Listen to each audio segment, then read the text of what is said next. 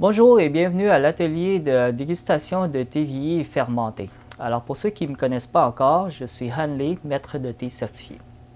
Alors l'atelier aujourd'hui consiste à découvrir et à déguster un agencement de 8 thés vieillis allant du thé blanc jusqu'à du thé noir. Il y a des thés japonais et ainsi de suite aussi.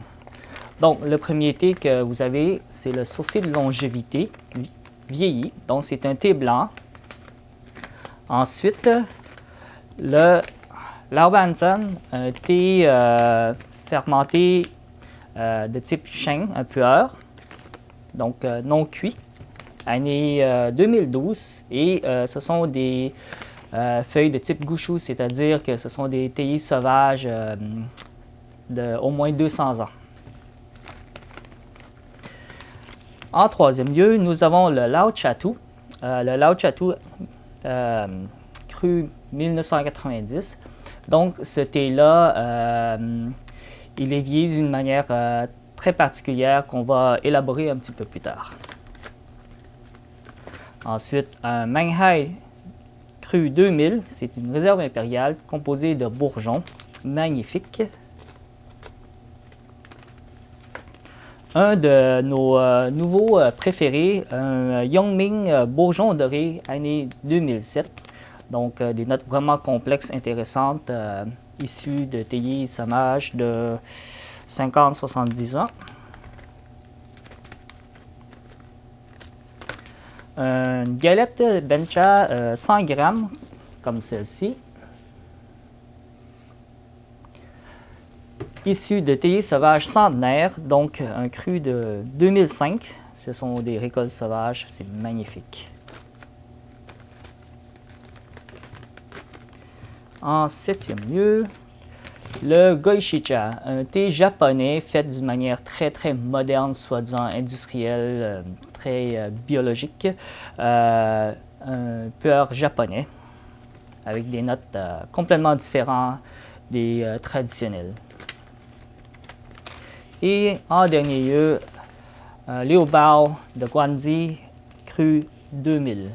Donc un thé noir vieilli avec des notes vraiment bien prononcées. Alors voilà en quoi consiste votre agencement de thé.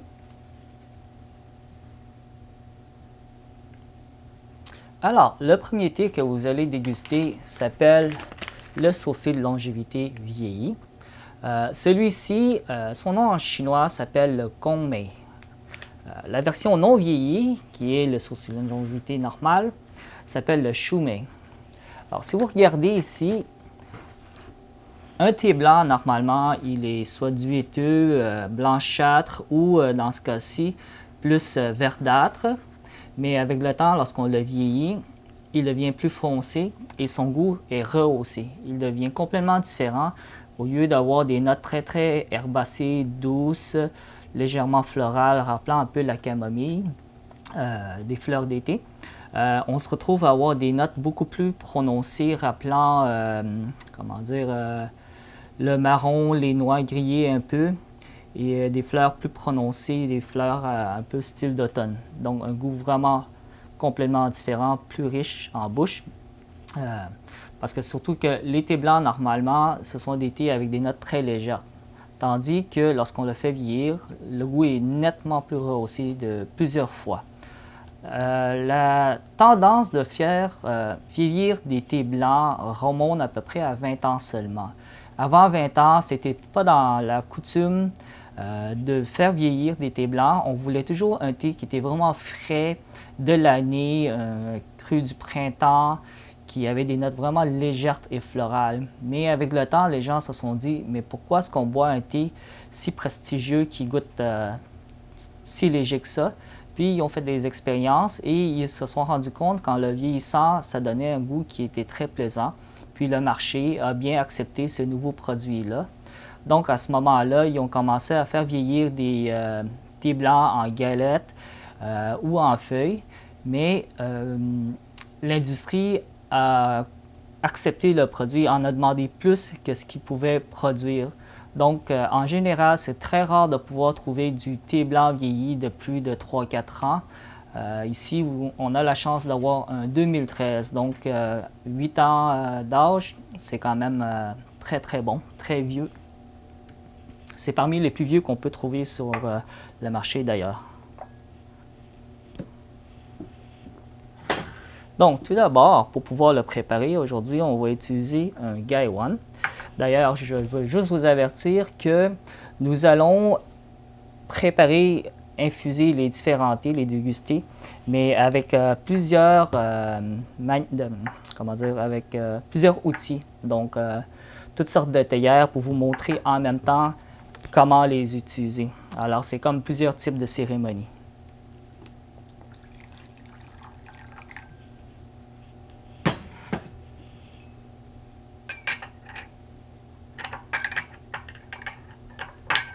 On rince toujours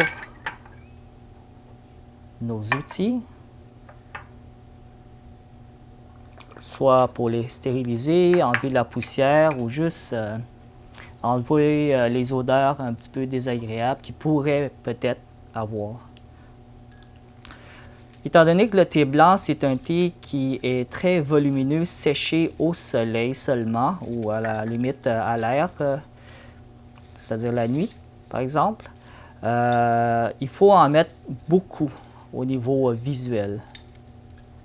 C'est-à-dire que le volume est beaucoup, mais pas nécessairement la quantité.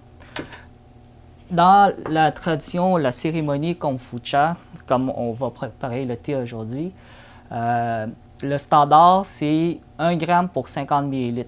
Et donc, on infuse dans ce cas-ci à peu près 2 grammes pour 100 ml d'eau.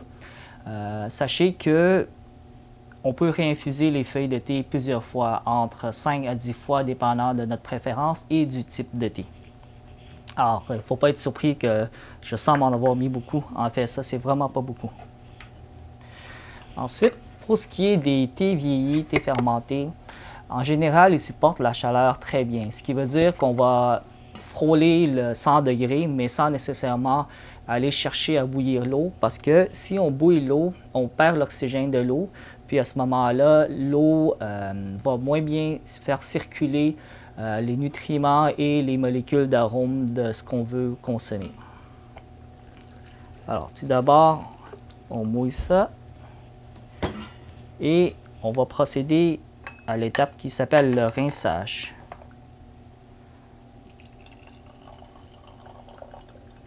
Alors, le rinçage des feuilles, c'est vraiment une infusion de quelques secondes, juste pour pouvoir humidifier les feuilles de thé préalablement avant de les vraiment préparer pour la consommation. Pourquoi est-ce qu'on fait ça? C'est parce que les feuilles sont sèches, ils vieillissent. Avec le temps, il prend un peu d'expansion et rétrécit en absorbant l'humidité et tout. Puis à ce moment-là, il va créer comme une couche de peau morte sur les feuilles. Alors, au premier contact de l'eau, cette couche-là va s'effriter dans l'eau et à ce moment-là, elle va saturer la première infusion au niveau du goût. Il y aura plein de poussière, soi-disant, de thé. C'est très consommable, c'est sain, il n'y a pas de problème au niveau de la santé. Mais c'est juste que le goût est tellement concentré, un peu comme des poches de thé instantanées, beau, bon, pas cher, qu'on infuse. Puis à l'intérieur, c'est juste la poussière de thé. Le goût est très intense, mais en fait, c'est que c'est pas complexe, il n'y a pas de subtilité, il n'y a pas d'évolution en bouche. Donc, en rinçant cette première infusion de feuilles de thé entières et non de poussière de thé, on obtient par après, pour les futures infusions, un thé qui a des notes beaucoup plus riches, évolutives et intéressantes. Donc, on laisse reposer les feuilles de thé, admettons 15 secondes, 30 secondes, dépendant de la densité des feuilles de thé. En attendant, avec cette eau-là, on peut toujours aller rincer nos tasses, les réchauffer.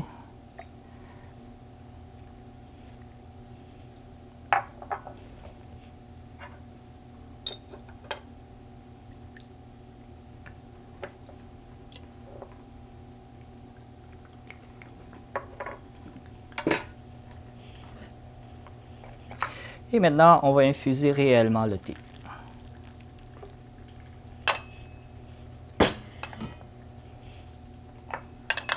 Alors, en général, du thé blanc, ça prend des infusions de plusieurs minutes étant donné qu'ils sont très légers.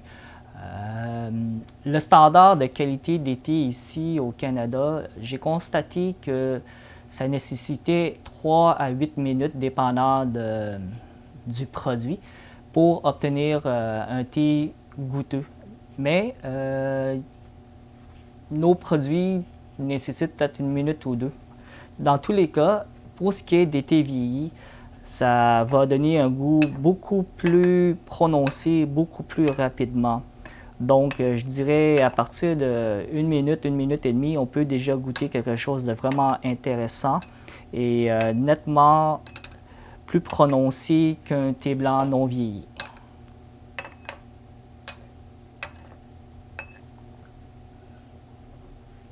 Donc, le thé est infusé.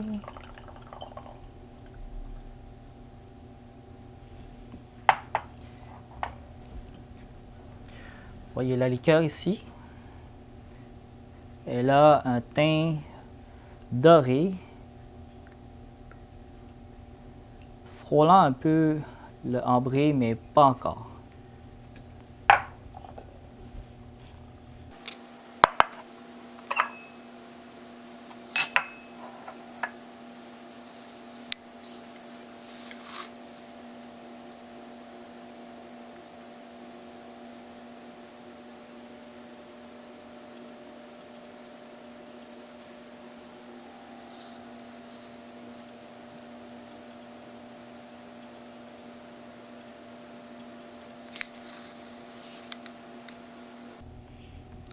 Donc, à votre santé.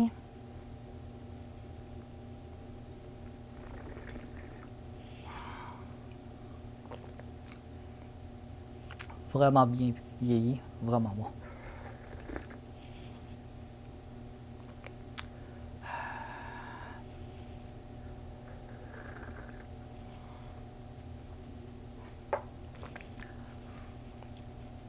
Dans la tradition de consommer le thé à l'asiatique, c'est tout à fait normal de faire un peu de bruit en sirotant le thé parce que, le thé est chaud. En laissant rentrer l'oxygène, l'air dans la bouche au fur et à mesure qu'on boit, ça refroidit un peu le thé, donc c'est plus facile de le consommer, on se brûle moins la bouche.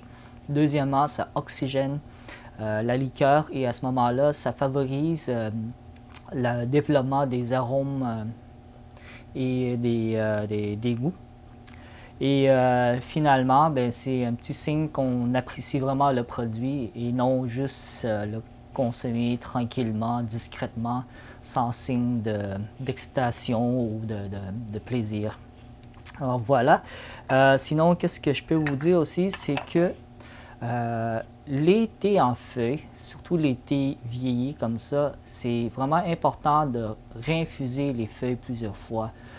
C'est vraiment pas dans le but de faire une seule infusion rapide parce que les feuilles à la première infusion donnent en moyenne peut-être 40 à 60% des goûts et des arômes seulement. Mais si on continue à infuser, la deuxième, troisième infusion donne normalement jusqu'à 100% de son potentiel et à ce moment-là, le thé devient vraiment riche, complexe en bouche. Puis, dépendant des types de thé, il continue à donner le même ratio ou sinon il va diminuer tranquillement. Donc je vous ai dit, ça peut infuser 4 à 10 fois facilement pour des feuilles de thé de qualité, surtout les premières récoltes, comme c'est le cas. Et donc à ce moment-là, le goût est vraiment plaisant et évolutif. Il faut vraiment apprendre à apprécier l'évolution des goûts de chacune des infusions, puis de le déguster tranquillement. Les notes que ça donne, c'est des notes de châtaigne, de banane, de fruits d'automne, de noisettes. C'est vraiment très, très riche et complexe, ce thé blanc-là. Alors, voilà.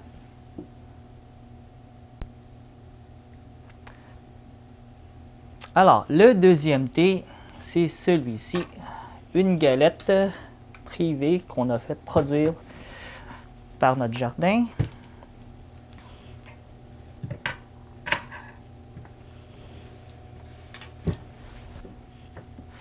Alors, c'est un vrai pueur, une galette qu'on appelle le bencha. Puis, c'est un sheng, c'est-à-dire que c'est un thé pueur cru. ils n'ont pas passé à travers un processus de cuisson de feuilles de thé. Donc, cette galette-là, comme je vous ai dit, a été produite exclusivement pour nous par un jardin. Et ce sont des théiers centenaires, des gouchous. Puis, c'est à peu près 200 ans d'âge. Comme vous pouvez voir, il y a une feuille échantillon qui représente la grandeur de l'ensemble des feuilles de thé utilisées pour la production de cette galette-là. Alors, elle date de 2012, elle est magnifique. Vous voyez, les couleurs sont déjà bien foncées également.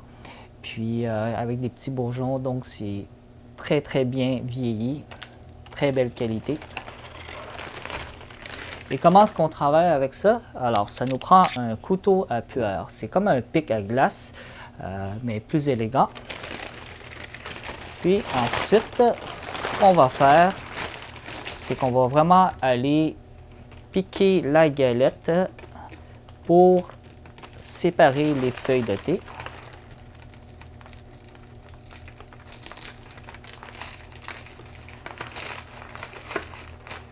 Comme ça. Donc, juste pour vous dire, il y a plusieurs façons de piquer ça, de briser les feuilles ou en bref, de les séparer pour la consommation. Si vous voulez continuer à préserver votre galette parce que vous voulez comment dire, l'exposer dans un cadre comme en haut,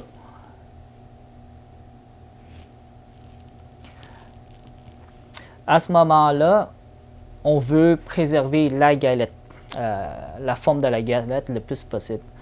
Et donc, ce qu'on veut faire, c'est qu'on veut aller piquer l'intérieur ici, il y a un creux, puis juste prendre les feuilles à partir de là. Mais si, comme moi, on la consomme régulièrement, donc ça ne me dérange pas, je vais juste y aller par le côté. Ça me permet de briser les feuilles plus facilement et d'avoir des feuilles plus entières, au lieu d'avoir des petites miettes qui sont trop entremêlées à partir du milieu. C'est votre choix.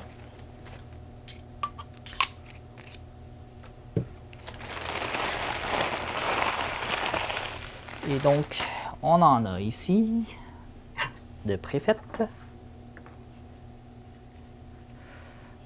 Là, ce que j'utilise, c'est ce qu'on appelle un Easy Gaiwan. Donc, un Gaiwan, c'est comme une théière, un peu comme ce qu'on a fait tout à l'heure, comme ça. Mais ça nécessite plus de dextérité versus un Gaiwan facile. Alors, il y a des petites manches ici qu'on tient, comme ça, on ne se brûle pas la main. Puis le couvert est vraiment bien enfoncé, comme une théière. Alors les chances qu'on manque notre coup dans la manipulation sont minces. 150 ml environ, j'ai mis à peu près 3 grammes.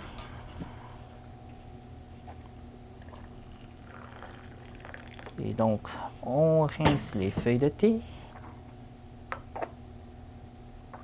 Alors, le rinçage du pueur plus compressé nécessite un petit peu plus de temps. Je dirais un bon 15 secondes. Le temps de laisser l'humidité et la chaleur bien pénétrer à l'intérieur des feuilles.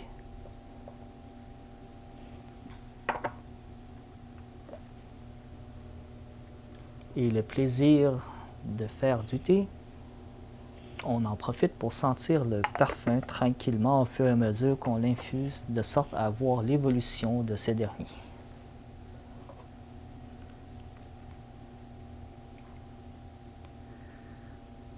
On rince nos tasses, on les préchauffe un peu. Vous vous demandez peut-être pourquoi est-ce qu'on doit réchauffer les tasses. C'est parce qu'imaginez que si vous êtes dans des régions plus éloigné, campagne ou quelque chose comme ça, ou c'est juste l'automne, on n'a pas nécessairement le chauffage ou on ne veut pas nécessairement allumer le chauffage juste pour boire un thé dans la chambre à thé, la pièce à thé. Donc à ce moment-là, les tasses qui sont entreposées sont très froides. Donc en les préchauffant un peu, lorsqu'on va vouloir servir le thé dedans, et le consommer, au moins la température du thé, de l'eau, sera adéquate, pas trop froide. Sinon, admettons, il faut boire le thé à 80-90 degrés Celsius, mais en mettant dedans, ça peut descendre à 60 d'un coup, et donc le plaisir n'est pas le même. Même si je dis 90 degrés ou quelque chose comme ça ne veut pas nécessairement dire que l'eau va vraiment être à cette température lorsqu'on boit, parce que sinon on va se brûler. Mais quand même, ça prend de la chaleur. Si on ne réchauffe pas un peu nos outils, c'est trop froid, le goût ne sera pas le même, la perception n'est pas la même.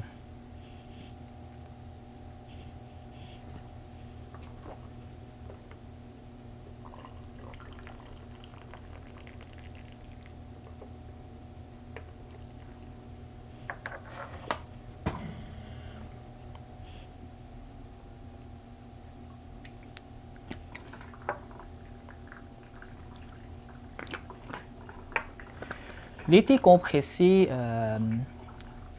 on les infuse vraiment plusieurs fois, puis ça prend comme troisième infusion facilement pour que le thé puisse donner son plein goût, parce que les feuilles sont entreprises entre eux-mêmes, et donc ça prend quand même du temps pour pouvoir vraiment que les feuilles se séparent bien, et à ce moment-là, ça s'infuse un peu partout.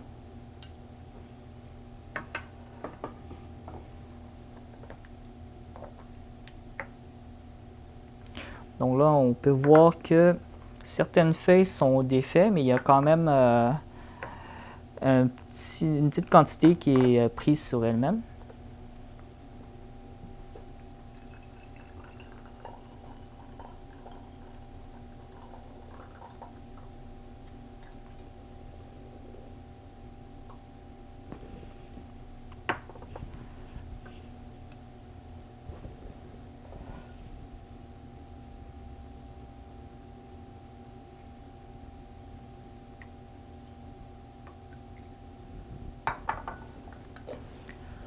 Alors, comme vous pouvez voir, la liqueur d'un puer chêne, un puer cru, elle est beaucoup plus légère, même par rapport à un thé blanc vieilli.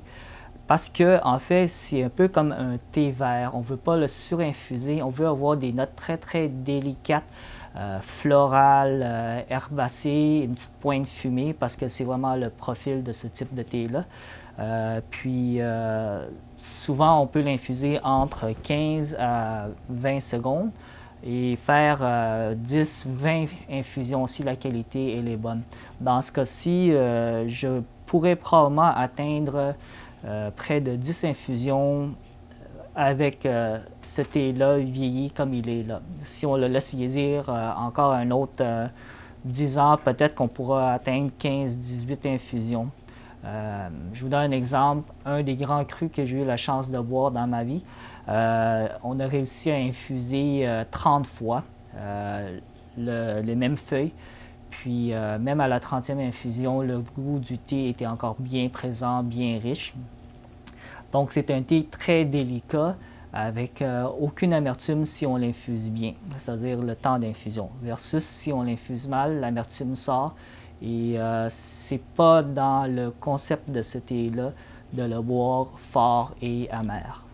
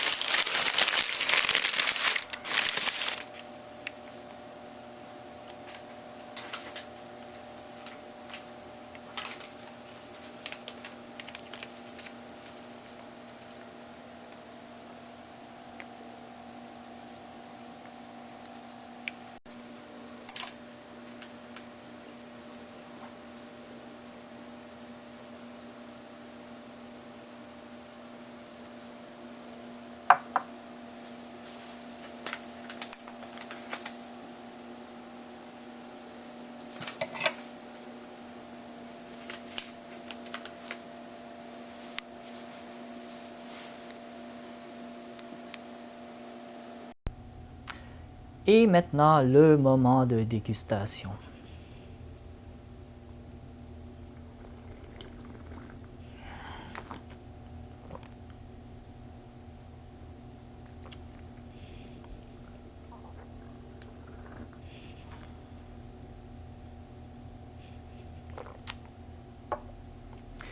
vraiment très très plaisant. Donc ce thé-là, c'est-à-dire un bon pu'er chêne vieilli, surtout de style Laobansan, c'est-à-dire des thés plus sauvages, des théiers sauvages, puis dans ce cas-ci, plus spécifiquement un gushu, des théiers de plus de 200 ans d'âge. Ça va vous donner une liqueur vraiment très agréable, florale, un petit peu camomille, une petite pointe fumée, très très liquoreux, mielleux, en finition, surtout lorsqu'on respire, ça a vraiment une sensation sucrée qui revient en bouche. Et c'est vraiment frais, vraiment un bon cru. Puis plus spécifiquement, comme vous pouvez le voir, ça vient de la montagne de Bulang, dont une des montagnes les plus réputées pour ce genre de thé-là, au Sichuan-Bana. Donc un grand cru. Puis voilà, bonne dégustation.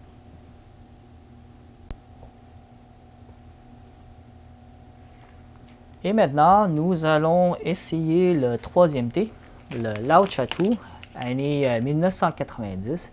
Donc ça, c'est un thé qui est relativement très rare. Le mode de fabrication de ce thé-là est quand même très intéressant.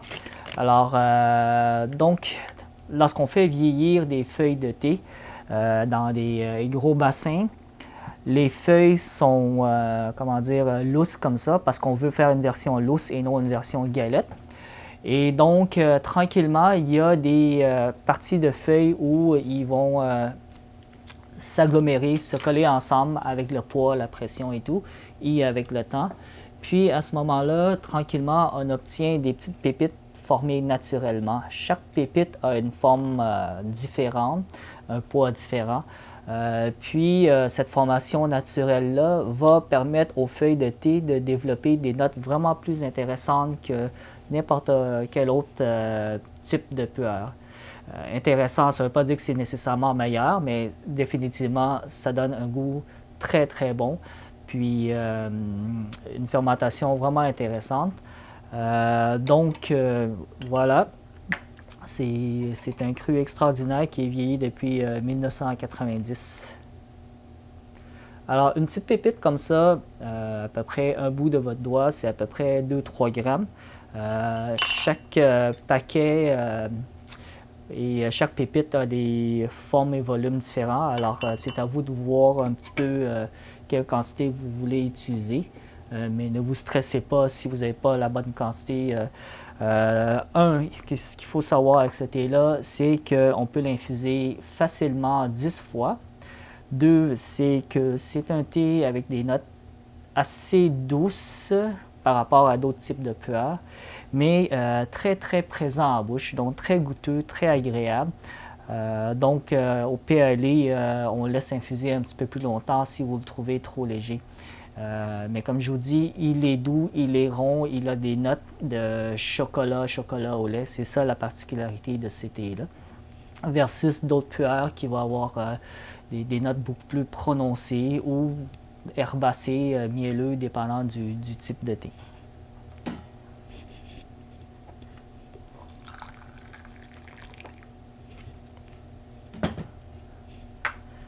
Donc, l'appareil que j'utilise pour infuser ce thé-ci, c'est ce qu'on appelle une tasse de style professionnel de compétition. C'est-à-dire que lorsqu'on fait évaluer des thés ou des thés de compétition, on utilise toujours ce genre de tasse-là avec des petites fentes ici qui servent de filtre.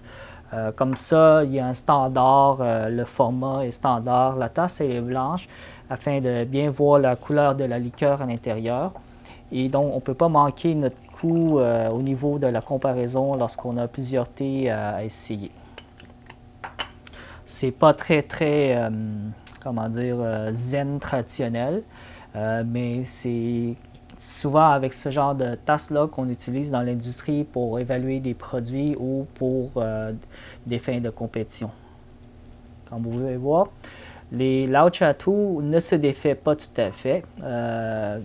C'est relativement... Les feuilles sont tellement agglomérées ensemble qu'ils ne se défont pas à moins qu'on le force physiquement.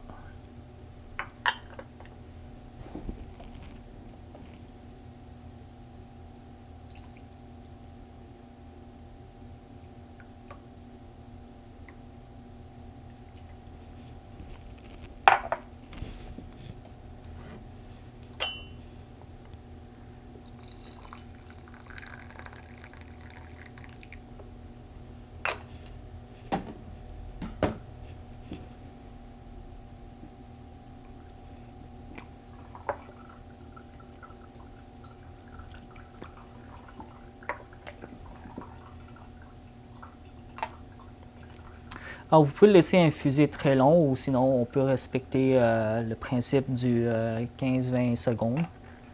Mais à ce moment-là, on va infuser beaucoup de fois. Comme je vous dis, c'est pas un thé qui va devenir très corsé en bouche.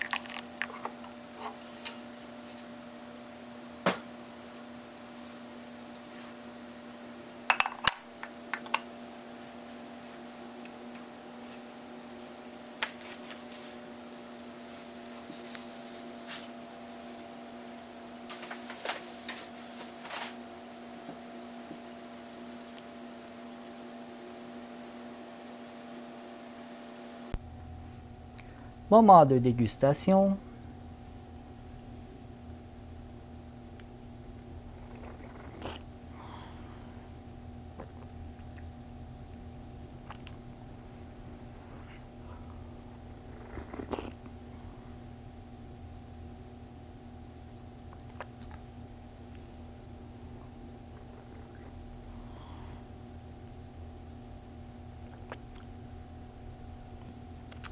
Vraiment rond, doux, onctueux, crémeux, avec des notes de chocolat au lait, une petite pointe de dattes séchées. Mais ce qu'il faut savoir aussi, c'est que les thés vieillis, fermentés et de type cuit, comme c'est le cas là, ça a toujours une petite note dans le fond qui rappelle la terre, un petit peu marine, un petit peu fruits de mer. C'est tout à fait normal parce que ces notes-là proviennent un petit peu de la fermentation dans les caves de vieillissement et aussi des prébiotiques qui sont contenus dans les feuilles de thé. Et c'est ça qui fermente et qui fait développer le goût. Si une belle fermentation se fait, un bon vieillissement se fait, ces notes-là sont discrètes et non déplaisantes. Mais si un thé est mal vieilli et la note elle est tellement dominante qu'on n'aurait plus à percevoir les autres notes plus agréables, à ce moment-là, c'est pas un bon thé, pas un thé bon à boire non plus au niveau santé et goût. Alors, comme je vous dis, il y a ces petites notes-là discrètes, mais c'est une question d'habitude et de tolérance. Tant qu'on arrive à percevoir les autres notes plaisantes, ça veut dire que le thé est bon à boire. Dans ce cas-ci, il est légèrement là, parce que c'est tout à fait normal, mais on sent vraiment les autres notes qui sont beaucoup plus agréables. Pour ceux qui ne sont pas habitués, bien, soit on s'habitue, ou bien c'est la vie malheureusement. Là, je l'ai fait une deuxième fois un petit peu plus prononcée, juste pour que vous puissiez comparer la couleur de la liqueur. Alors, potentiellement, ça peut devenir foncé comme ça si on insiste de l'infuser 2 minutes.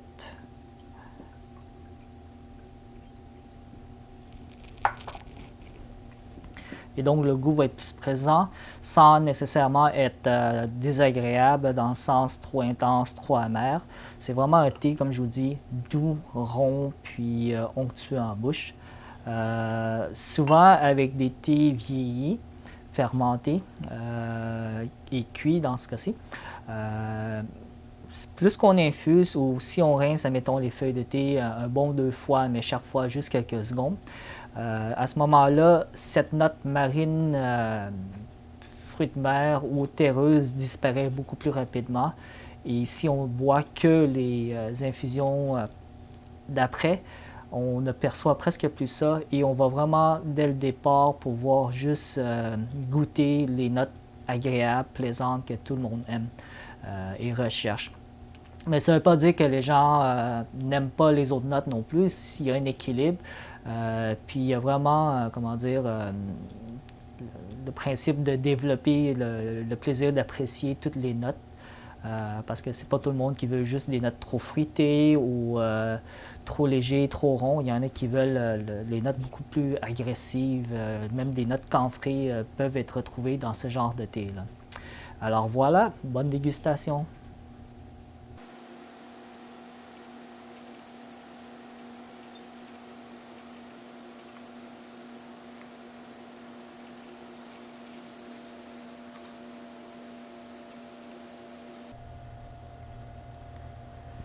Et pour le quatrième thé que nous allons essayer, c'est le Pu'er Manghai Cru 2000. C'est une réserve impériale, donc c'est composé principalement de bourgeons. Si vous vous rapprochez ici, vous pouvez voir que les feuilles ont beaucoup de...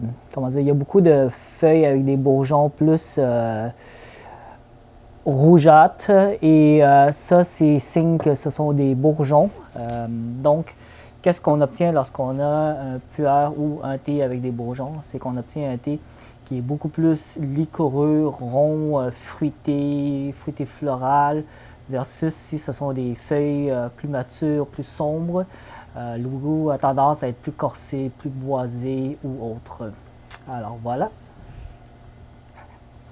Et pour ce thé-là, on va utiliser une théière en terre cuite, Yixing traditionnelle, qui est vraiment classique pour les Kongfucha, les cérémonies de thé Kongfucha. C'est-à-dire ce qu'on fait actuellement. Alors, une théière comme ça, normalement, c'est à peu près 250 ml, ce qui fait qu'on va devoir mettre à peu près 5 g de feuilles de thé.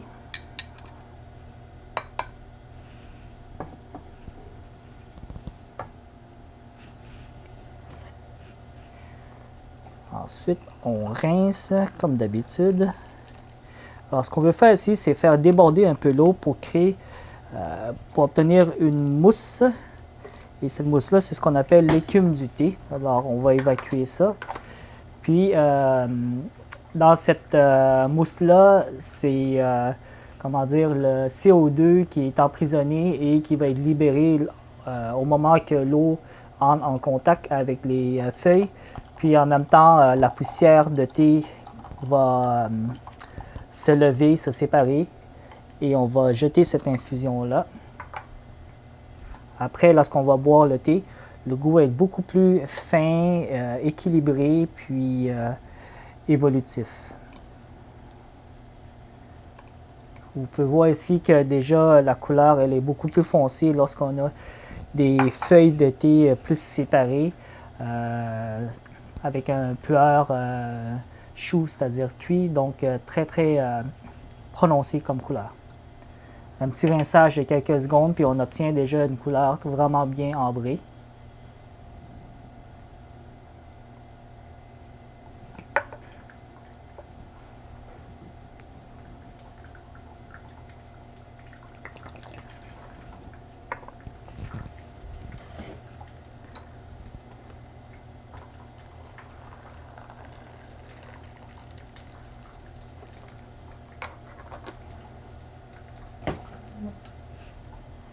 Dans la culture asiatique, lorsqu'on définit un thé comme étant une réserve impériale ou une récolte impériale, ça signifie que ce sont des thés de première récolte, puis avec beaucoup de bourgeons. Alors, comme c'est le cas ici.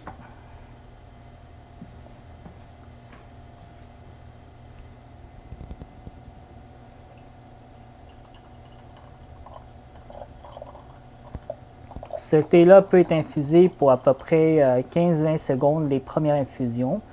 C'est un thé qui donne facilement 8 infusions. Mais si on insiste, on peut l'infuser beaucoup plus prononcé aussi, c'est-à-dire 2-3 minutes. On obtient à ce moment-là une couleur qui est beaucoup plus sombre, beaucoup plus goûteux, très très intense, je dirais, sans pourtant tourner amer. Alors, si vous aimez ça, des thés qu'on peut comparer à de la bière noire, vous pouvez l'infuser plus longtemps.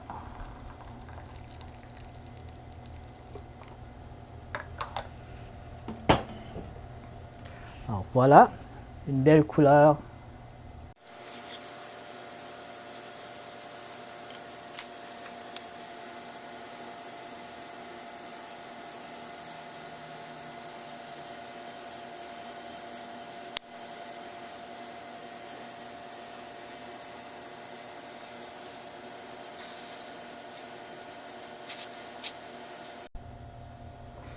Et maintenant, on déguste.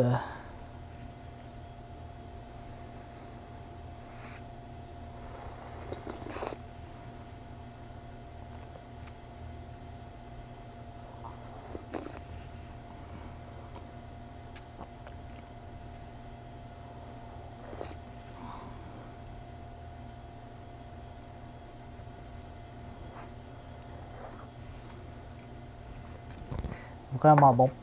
Donc, les notes de ce thé-là, c'est des notes très très pruneau, date séchée, une petite pointe de réglisse, un soupçon de camphre en arrière-goût.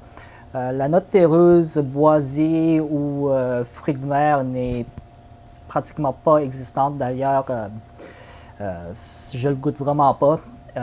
Par contre, ce qu'il faut savoir avec ce thé-là, c'est que lorsqu'un puer est bien vieilli et de qualité, les feuilles en infusion donnent une liqueur qui va avoir une espèce de lueur, une huile sur le dessus de l'eau. Et ça, c'est tout à fait normal. Ça, c'est signe de qualité. Alors, si jamais vous voyez que votre tasse a une espèce de couche d'huile, c'est tout à fait normal.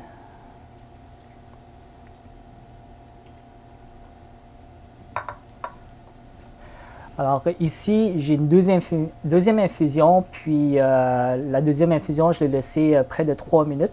Alors, vous pouvez voir que la liqueur, elle est nettement plus foncée, le goût est beaucoup plus riche, mais comme je vous dis, ce n'est pas amer. Donc, on peut se permettre de l'infuser plus longtemps ou d'oublier, c'est tout à fait normal.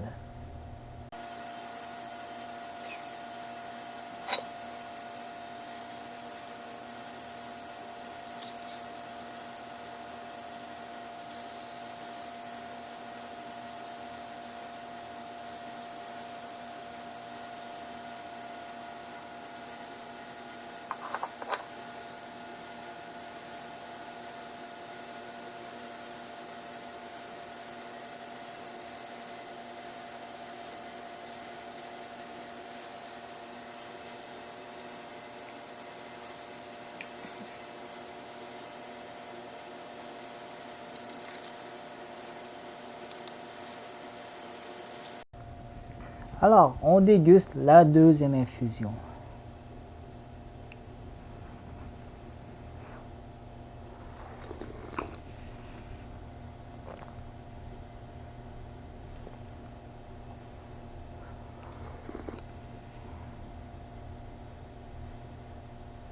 On perçoit vraiment bien les notes de date et de pruneau séchés. Puis la note de camphre est un petit peu plus évidente lorsqu'on l'infuse plus corsé, mais c'est pas un effet désagréable. Essayez-le, vous allez voir. Je vous explique une chose, c'est qu'il y a certains types de thé.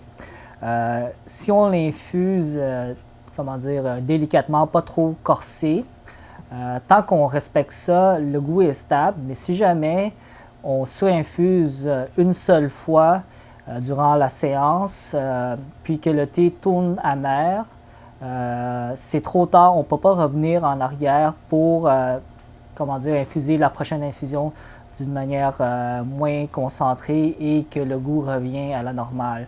Par contre, dans un puer, on peut se permettre de faire ça parce que les feuilles ne seront pas soi-disant surcuites et changer de structure moléculaire et donc changer de goût. Il est très très stable, alors on peut vraiment se permettre d'essayer une fois plus intense et revenir moins intense si on veut. On peut même, soi-disant, tricher et juste rallonger de l'eau dans notre infusion qui est déjà faite parce qu'on trouve un petit peu trop intense. Et le boire comme ça, puis ça ne va pas goûter bizarre, ça ne va pas corrompre le goût du thé, le parfum du thé. Sinon, petite note concernant les théières Riesling.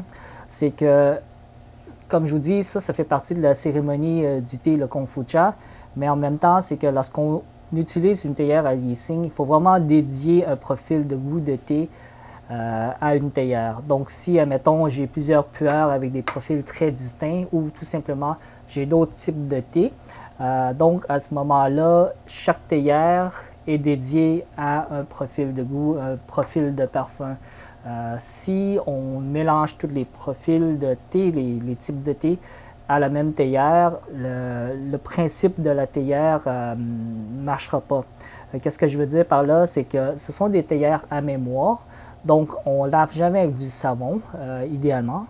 Puis, normalement, après usage, avant usage, tout ce qu'on fait, c'est de le rincer avec de l'eau chaude, de l'eau bouillante, pour s'assurer qu'il est bien stérilisé. Puis ensuite, on le laisse bien sécher à l'air, de sorte qu'il n'y a pas de moisissure ou quoi que ce soit. Puis tranquillement, la théière qui est plus poreuse, la terre de Yixing est le plus poreuse, donc elle va absorber tranquillement l'huile essentielle du thé et elle va rehausser la saveur du thé avec le temps. Un peu comme les poêles en fonte, en général on ne lave pas, on laisse toujours vraiment la saveur imbibée, puis ça rehausse tranquillement avec le temps le goût. Alors c'est vraiment le même principe.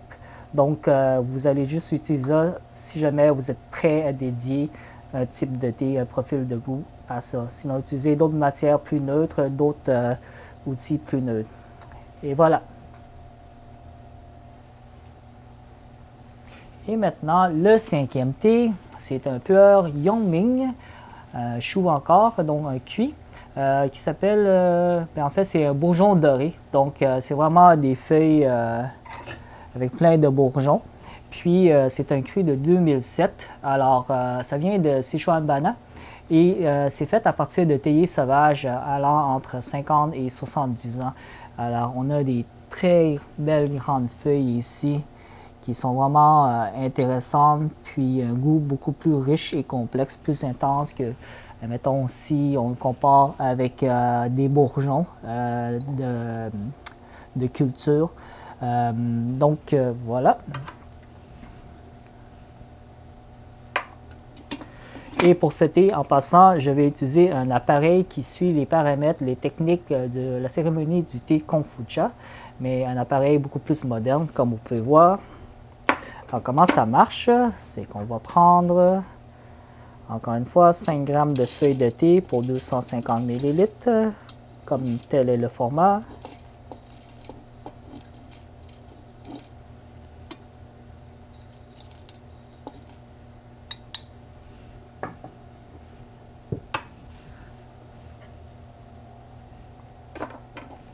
Ensuite, on remplit ça d'eau.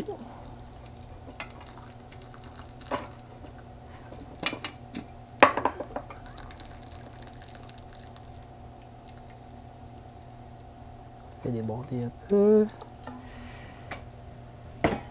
Puis, on appuie sur le bouton et l'eau coule en bas.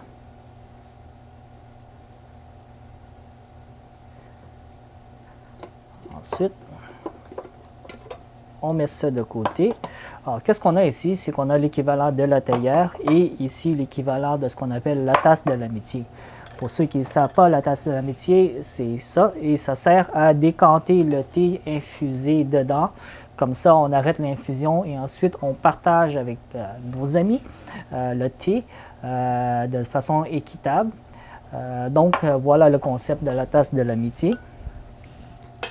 Puis, on le retrouve sous ce format-là. Alors, imaginez aussi une chose, c'est qu'en mode cérémonial, chaque gorgée est une tasse, puis chaque tasse devrait contenir à peu près 25 à 30 ml d'eau.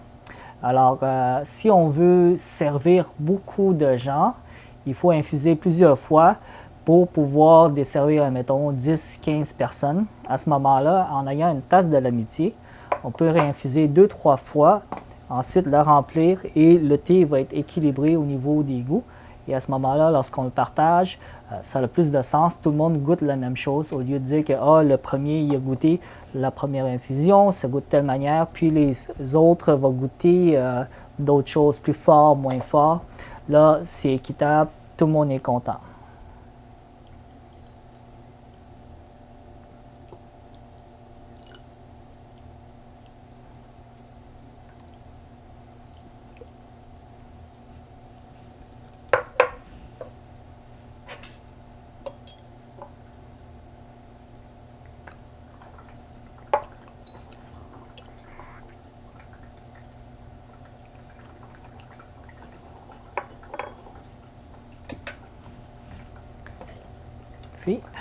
on infuse le thé.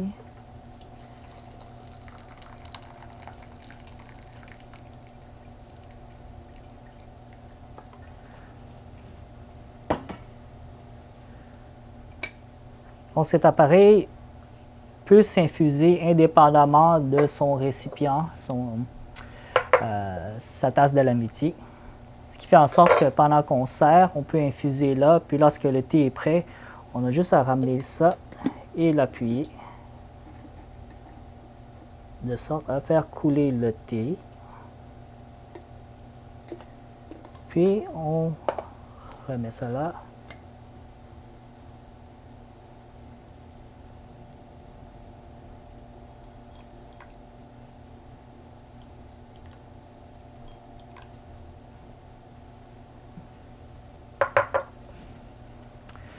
Et voilà, une belle couleur bien foncée tendant vers le rouge-brun.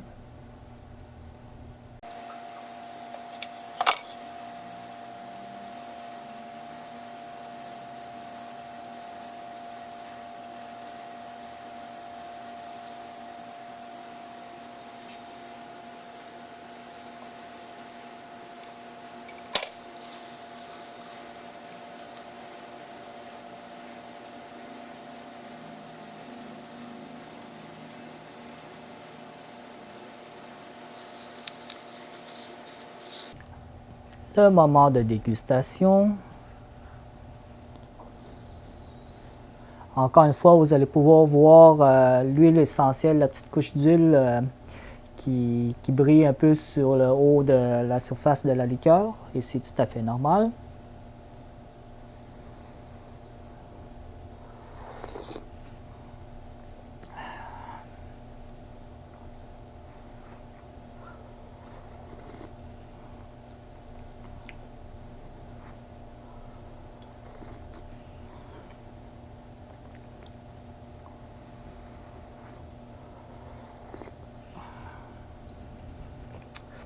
Alors, cet thé-là, c'est une découverte qu'on a eue.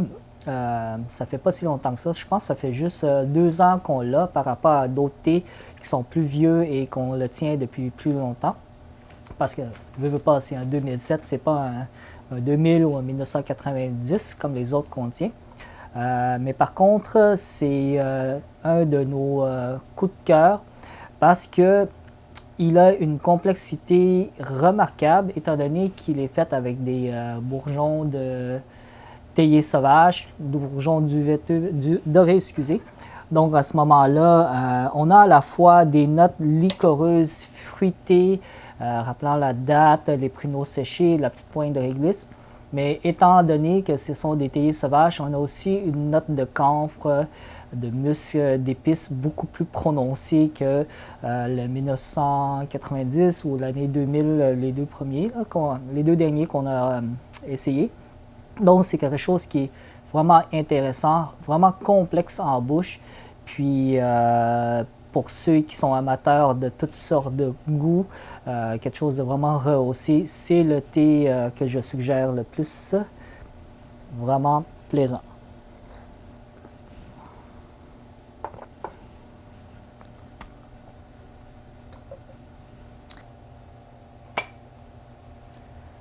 On fait une deuxième infusion, plus prononcée encore une fois. Un bon 2-3 minutes.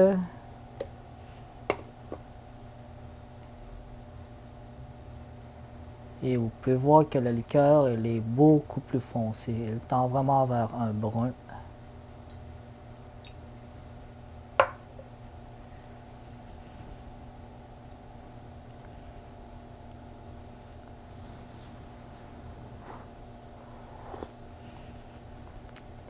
Alors, lorsqu'on infuse plus fort ce thé-là, le parfum qui se dégage avant tout, c'est des notes de camphre, de cuir, de musc. Puis c'est en consommant qu'on va aller retrouver les notes plus fruitées, telles pruneaux, dattes séchées, la petite pointe de réglisse en finale.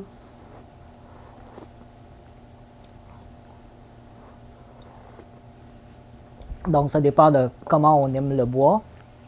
Sinon, qu'est-ce que je peux vous dire, c'est que cet appareil-là, ce gadget-là, c'est quand même un de mes préférés pour la préparation de thé pour le tous les jours. Parce que l'avantage, c'est qu'on peut l'utiliser pour n'importe quel type de thé. Puis c'est lavable, savon et tout, ça ne retient pas le parfum du thé, ce qui nous permet d'avoir un appareil très économique pour faire tous les types de thé qu'on veut. Mettons, on infuse une fois, on le boit, on s'en va travailler, faire d'autres choses. On revient plus tard en journée, juste à mettre de l'eau et réinfuser, puis se servir encore. Une autre option, c'est, admettons, en soirée, après avoir soupé, pendant qu'on lave la vaisselle, on fait une infusion après l'autre, chaque infusion 30 secondes, 1 minute. Et à ce moment-là, en donnant quelques petites minutes, on se retrouve avec un bon 700-800 ml de thé qu'on peut aller après consommer tranquillement au salon pendant qu'on regarde la télé, on se détend sans se stresser de tout l'aspect cérémonial et le remplissage, l'infusion. Alors à ce moment-là, ça peut servir comme une grosse théière pour partager avec tout le monde tranquillement ou juste le boire tout seul tranquillement. Voilà. Et pour le 6e thé, c'est un Bencha de Menghai cru 2005, fait de récolte de théiers sauvages centenaires, donc les théiers ont une centaine d'années. Ce qui veut dire qu'on va se retrouver avec un thé qui va être beaucoup plus corsé. Alors, c'est un Bencha chou de 100 grammes, celui-ci.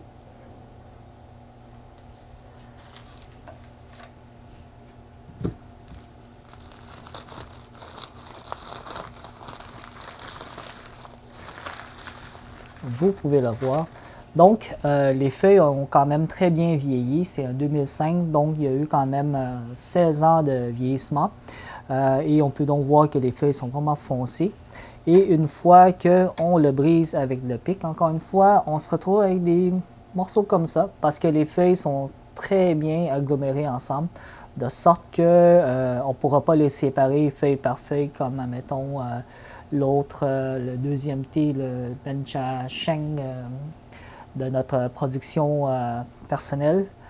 Voilà, donc un petit morceau comme ça qui est l'équivalent de plus ou moins un bout de votre pouce. C'est à peu près 4-5 grammes.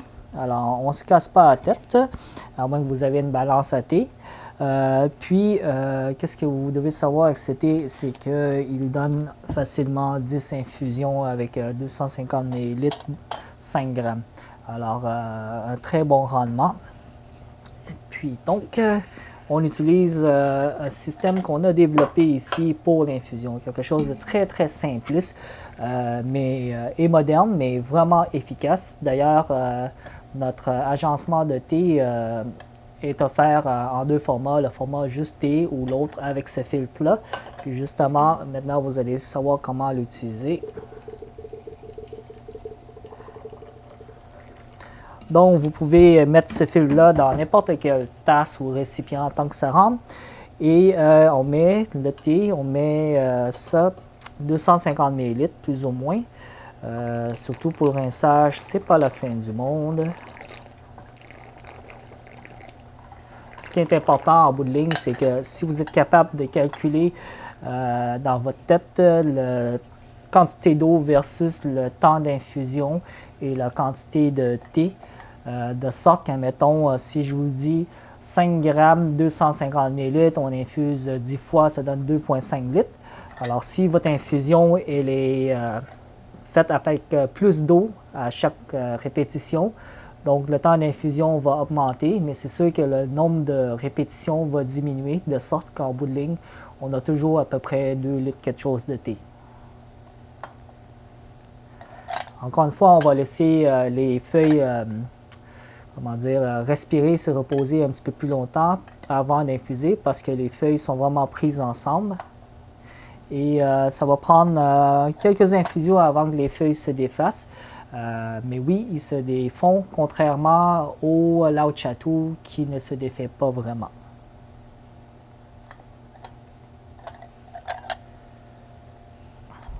Ce qui est fun avec ça, c'est qu'on arrive à très bien maîtriser, contrôler l'infusion, puis on peut voir qu'est-ce qui se passe très facilement. On sent bien le parfum du thé.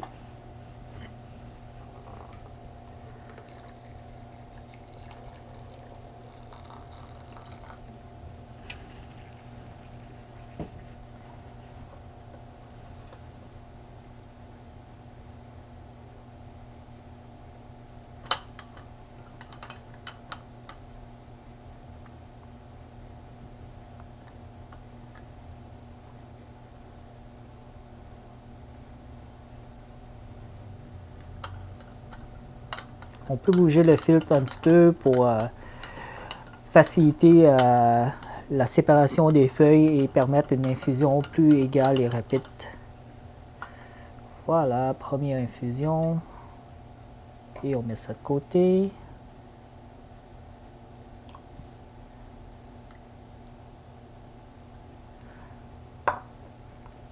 Et voilà.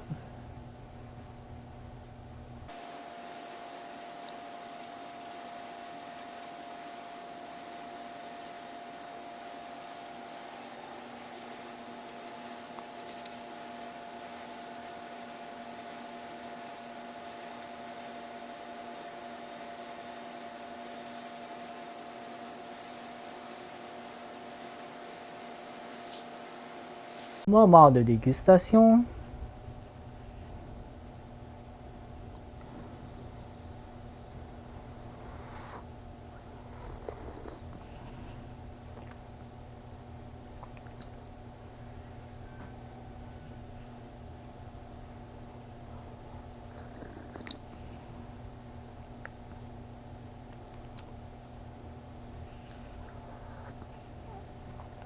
Donc, en infusion courte, étant donné que c'était la première vraie infusion et que les feuilles de thé sont très prises ensemble, compressées ensemble, donc la première infusion, si on fait sous de 30 secondes, elle va être très légère. Ça va avoir des notes rondes, fruitées, mais si on laisse infuser plus longtemps, là, le goût devient beaucoup plus intense.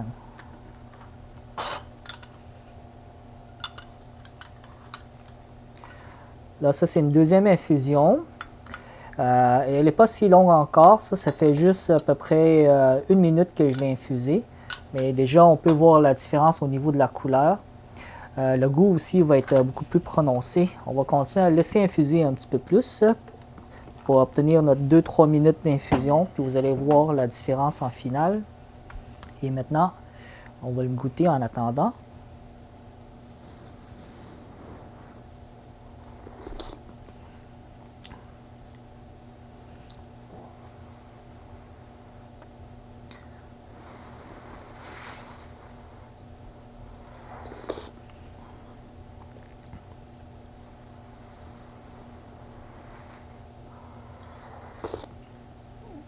Ouais, déjà, on sent beaucoup plus la note boisée, bien corsée, terreux, prononcée.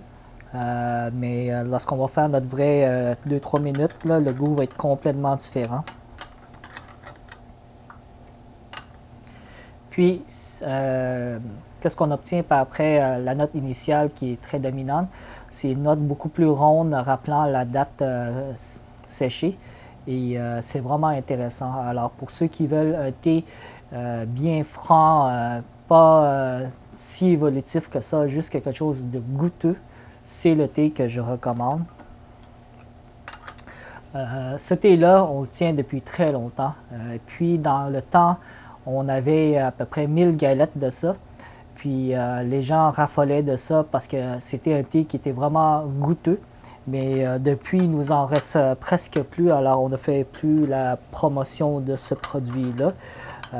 Mais pour les connaisseurs, les amateurs, ils reviennent encore régulièrement pour ce qui nous reste. Puis c'est une très belle réserve, donc c'est vraiment un thé goûteux, bien prononcé.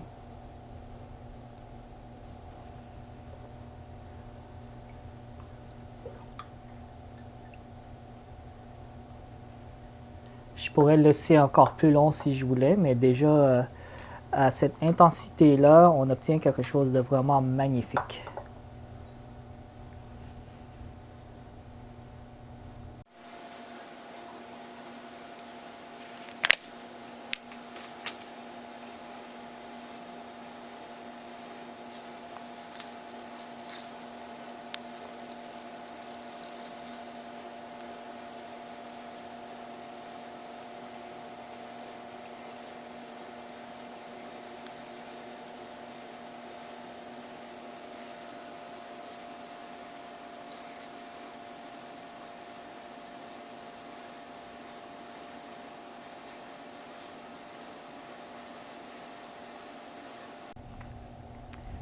et on déguste.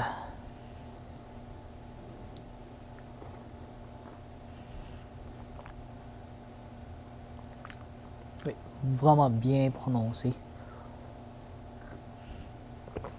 Pensez à une bière noire, mais avec un contraste une note plus sucrée qu'une bière.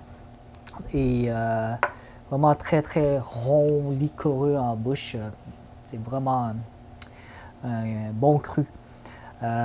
Sinon, qu'est-ce que je peux vous dire aussi, c'est que un point intéressant, c'est que lorsqu'on boit des thés pueurs traditionnels, une des choses que les gens aiment de ce thé-là, c'est qu'avec le temps ou avec, mettons, un certain type de travail qu'on fait, on peut perdre nos sens au niveau du goût. Et c'est le genre de thé, sans être agressif, qui il va pouvoir vraiment continuer à goûter. Ce que je veux dire par là, exemple, lorsque les Asiatiques vieillissent, les personnes âgées adorent ce thé-là parce que pour eux, même s'il infuse très fort, il n'y a pas d'amertume, mais le thé goûte. Donc, contrairement à d'autres thés qui sont plus doux. Donc, ils adorent ce thé-là parce que pour eux, ils disent « Ah, j'arrive à goûter quelque chose, j'arrive à percevoir des notes, des arômes. » Si on compare avec des oolongs ou des thés verts, des thés blancs, c'est vraiment bien présent en bouche. Alors, c'est un thé que les gens adorent, surtout avec l'âge, avec le temps. Alors voilà, bonne dégustation.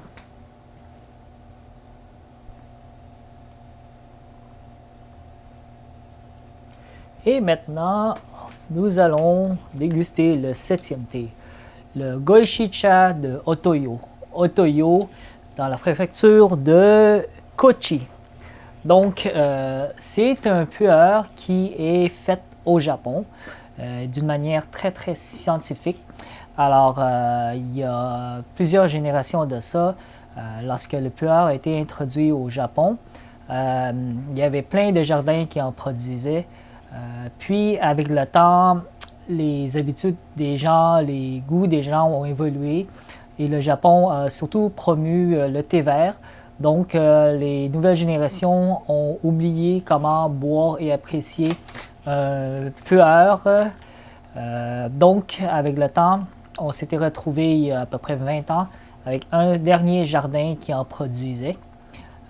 Puis, avec la modernisation, la mondialisation, l'Internet, les gens ont commencé à avoir un intérêt envers ce thé-là, surtout parce qu'on vantait les mérites, les bienfaits du thé, effets digestifs et tout, qu'on retrouve dans les pueurs, les thés fermentés.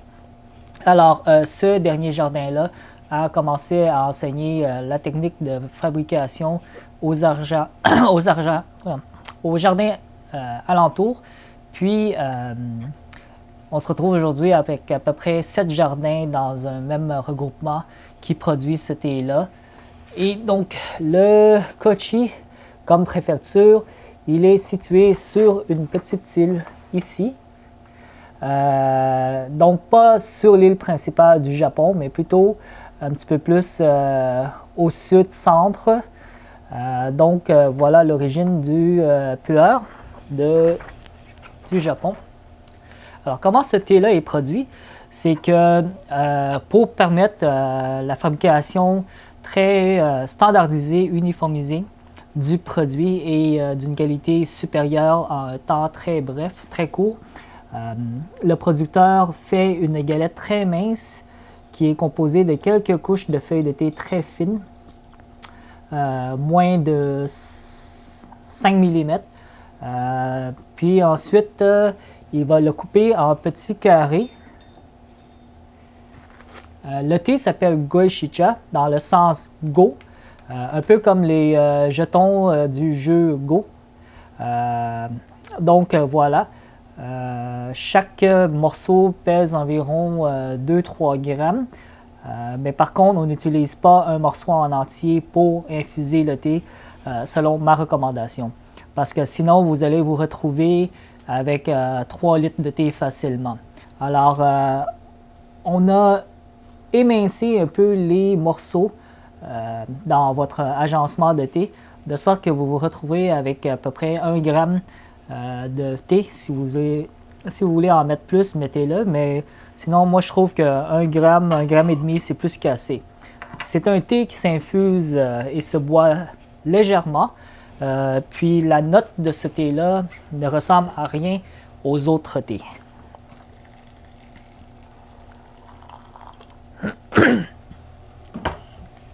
Étant donné que la technique de fabrication, l'origine et même le procédé de vieillissement est complètement différent par rapport au thé de Chine, il ne faut pas s'attendre à un goût similaire. Normalement, ça prend à peu près 3 mois pour la fabrication de ce thé-là. Puis après 3 mois, il est prêt à être consommé instantanément. On n'a pas besoin de le vieillir plus que ça. Donc sur un paquet original, il y a une date soi-disant d'expiration, mais en fait c'est juste une date qu'il marque parce que il y a certaines règles qui insistent qu'on doit marquer quand même une date d'expiration à un produit. Mais c'est un thé qui peut se boire même 10 ans, 20 ans plus tard. C'est juste qu'il n'y a pas vraiment d'intérêt parce qu'il a été vraiment fabriqué pour pouvoir le consommer tout de suite. Il n'y a pas d'intérêt à laver les feuilles de thé non plus parce que c'est un thé qui est vraiment fait d'une manière très scientifique dans des environnements très contrôlés et il n'y a pas de vieillissement dans des caves ou quoi que ce soit qui risque d'avoir une contamination à long terme due à l'exposition. Dans ce cas-ci, c'est vraiment très standardisé, très propre. Donc, si on veut avoir un goût plaisant, c'est à peu près 1 minute d'infusion. Si vous voulez le laisser plus longtemps, vous pouvez, mais c'est pas un thé qui va goûter fort comme les autres, surtout à la quantité qu'on a.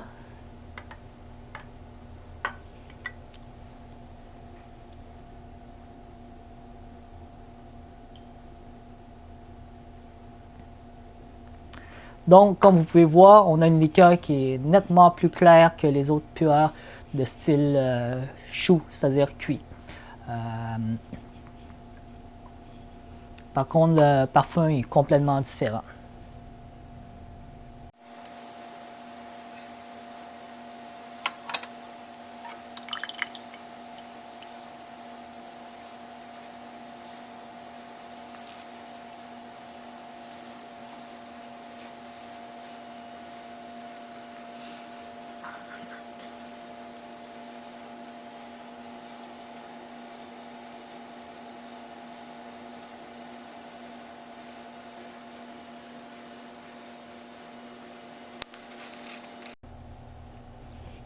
Et maintenant, on déguste cette liqueur dorée.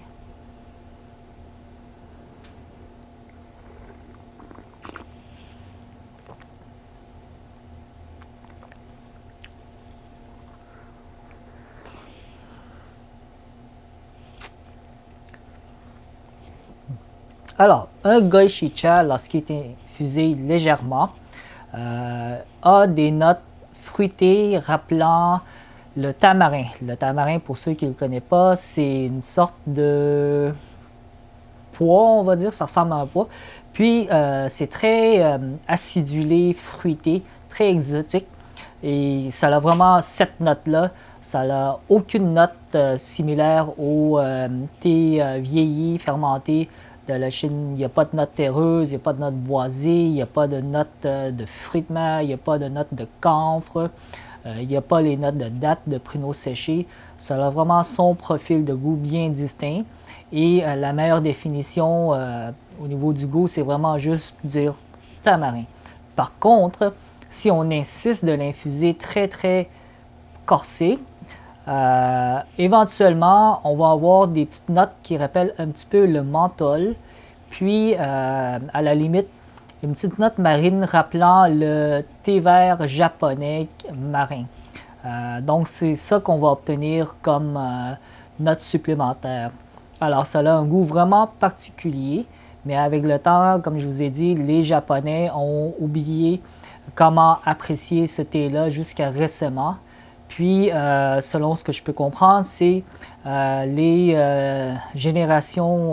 nouvelles générations, afin de les initier à boire ou à consommer ce thé-là, on leur suggère de faire des soupes, des bouillons, en mettant un peu de ce thé-là pour aller chercher les bienfaits du thé, puis de complémenter le bouillon de sorte à ce qu'ils s'habituent au profil du goût, puis peut-être tranquillement aller vraiment consommer le thé même. Mais sinon, ça s'infuse très rapidement parce que les feuilles sont vraiment minces. C'est juste une couche de feuilles après l'autre qui est superposée. Puis en infusion, ils ne se défont pas tellement parce qu'il y en a tellement peu que, à la limite, si on insiste, on joue un peu avec. Contrairement aux autres types de thé où vraiment les feuilles éventuellement peuvent s'éparpiller à moins d'être trop denses. Alors voilà. Maintenant, je vais vous montrer comment boire avec des tasses de kombucha pour la cérémonie du thé kombucha. Parce que je vous en ai parlé tout à l'heure, alors aussi bien vous expliquer aussi comment l'utiliser. Ceux qui n'ont déjà de ces tasses-là, tant mieux, sinon, ben, il y a façon de s'en procurer. Alors, comme vous pouvez voir, on a deux tasses ici, une qui est plus élancée et c'est dans celle-ci qu'on met le thé.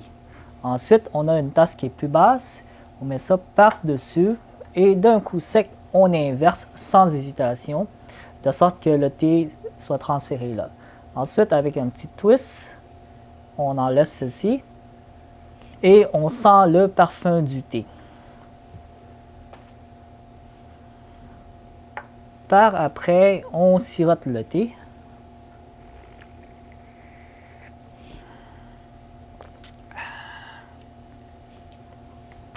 Alors, comme je vous avais dit plus tôt, dans la cérémonie du thé ou la technique de boire le thé à la manière kombucha, une tasse, une gorgée, et une tasse, c'est 25-30 ml. Donc, on peut remplir la tasse, contrairement à des tasses plus grandes où on met moitié, 2/3 du thé. Et le principe, c'est que une fois qu'on a transvidé le thé dans la tasse à boire, la pellicule d'eau qui reste ici va s'évaporer très rapidement. Puis, la tasse qui est plus étroite, on va l'approcher de notre nez pour sentir le parfum qui est volatile et les molécules d'arôme vont aller s'imprégner dans notre nez. Par la suite, lorsqu'on sirote le thé avec l'autre tasse, on l'avale et lorsqu'on respire, le goût remonte, va aller rejoindre les molécules d'arôme qui étaient imprégnées à notre nez. Puis là, les sens sont saturés. C'est vraiment une explosion de saveurs et d'arômes qui se passe. Contrairement à, mettons, lorsqu'on boit quelque chose de désagréable et qu'on pince notre nez, là, le goût reste là, le parfum ne s'intensifie pas, puis c'est moins déplaisant. Mais lorsqu'on veut mieux apprécier un produit, alors là, on va aller vraiment chercher le parfum du produit. Et c'est vraiment dans ce contexte-là que ces tasses-là ont été conçues pour mieux apprécier toute l'expérience du thé. On peut boire de cette manière-là à chaque tasse, chaque gorgée, tranquillement. Puis, disons que l'effet gustatif et le parfum a tendance à rester dans nos sens pendant plusieurs minutes entre chaque gorgée, ce qui fait en sorte que lorsqu'on déguste le thé à cette manière-là, c'est pas dans un but de s'hydrater, mais bien dans le but de le consommer par plaisir. Et on le consomme donc tranquillement, petite gorgée à la fois. Et voilà, merci beaucoup et bonne dégustation. Maintenant, nous allons essayer le dernier thé de la série, le Liubao de Guangxi, la région de Guangxi. Donc, ce thé-là, c'est ce qu'on appelle un vrai thé noir, un heicha. Puis, un vrai thé noir, ça n'a rien à voir avec les thés noirs anglais, indiens, africains.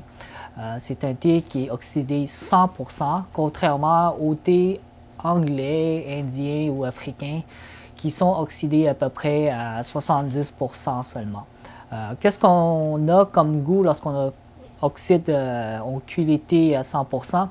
c'est un goût qui est littéralement boisé, comme si c'était des feuilles de thé qui sont brûlées sans avoir l'odeur fumée du brûlé.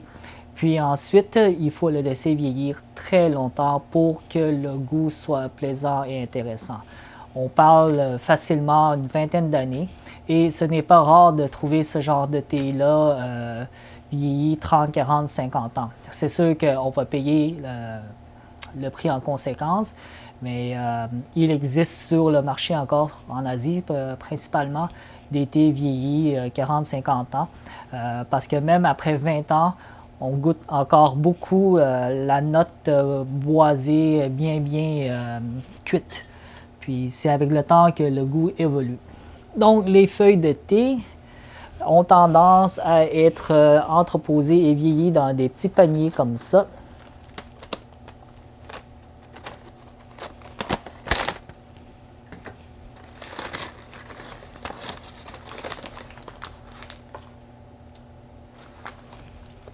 Et ce sont des feuilles qui sont lousses, ils ne sont pas compressées ou quoi que ce soit. Remarque qu'il existe des heicha en forme de briques qui sont beaucoup plus denses, parfois des brindilles, des branches, parfois des feuilles, parfois juste tronçonnées en petites miettes comme si c'était vraiment de la poussière, puis ça ressemble vraiment à une brique. C'est tellement dense que même avec un pic, on a de la misère parfois à le défaire.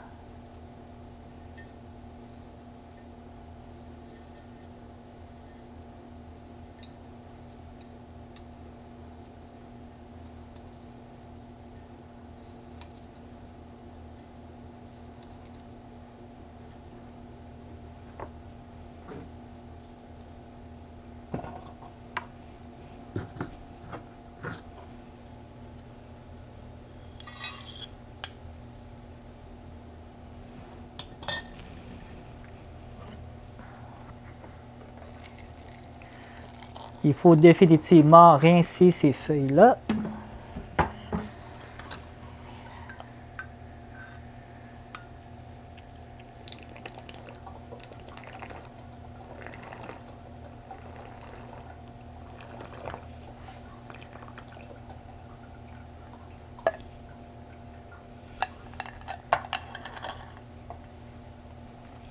Alors, le profil de goût de ce thé-là, initial, c'est vraiment, comme je vous ai dit, boisé, bien corsé. Puis en infusion, on va percevoir tranquillement des notes de noix torréfiées, puis bien vieillies. On retrouve tranquillement des notes plus herbacées parce que les notes boisées se sont atténuées avec le temps. Et en finale, on sent un petit contraste soi-disant sucré pour la simple raison que l'intensité du thé s'atténue en bouche après un certain moment. Puis c'est là qu'on aperçoit mieux les notes du sucre naturel des éléments du thé, de la feuille.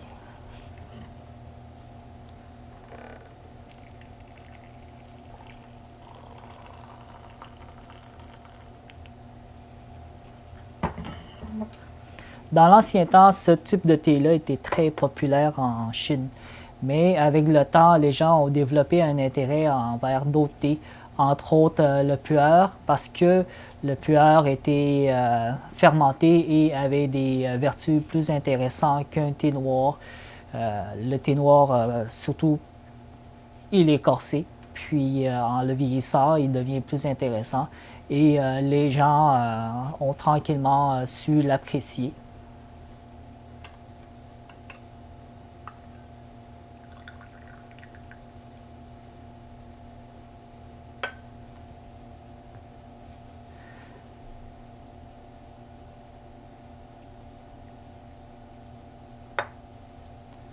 Alors, une première infusion d'à peu près 1 minute.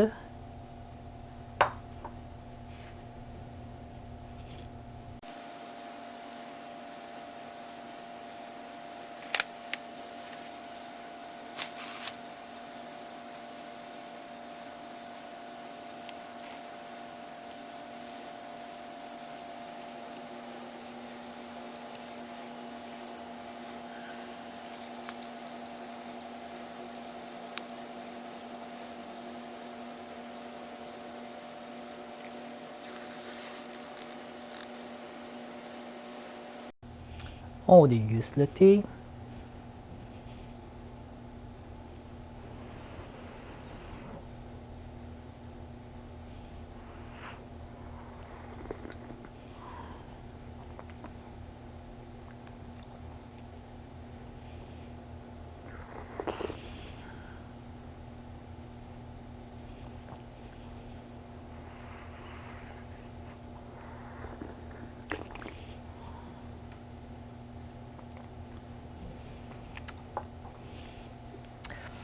Alors, comme je vous ai dit, des notes bien prononcées, mais avec un bon fini rond et une petite pointe sucrée.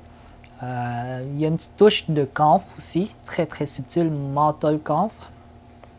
Ce thé-là, honnêtement, je vais vous suggérer une chose, c'est manger pendant que vous le buvez ou buvez-le après avoir mangé. Vous allez voir que le thé va être beaucoup plus rond, complexe en bouche que si vous le buvez sans avoir mangé quoi que ce soit. Vous allez à ce moment-là juste percevoir une note boisée trop dominante. Mais en consommant quelque chose, juste pour l'agencer, le contraste se fait mieux, le goût ressort beaucoup plus facilement. On fait maintenant une deuxième infusion plus prononcée, un bon 2 minutes pour voir la différence au niveau de la couleur de la liqueur ainsi que le goût. Comme vous pouvez le voir, il est beaucoup plus foncé, un bon brun.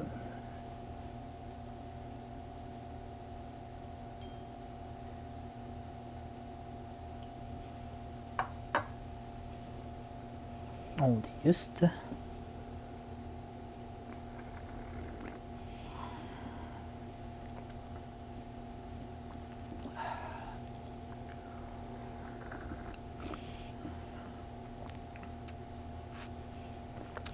Une belle liqueur épaisse, bien goûteux. Toutes les notes sont présentes, bien corsées. La note camphre, menthol est plus présente. C'est vraiment très très agréable, voire rafraîchissant. Puis tranquillement, pendant que je vous parle, le goût en bouche évolue. Puis là, je commence à bien percevoir des notes contrastes sucrés. Alors vraiment plaisant. Puis c'est un excellent cru.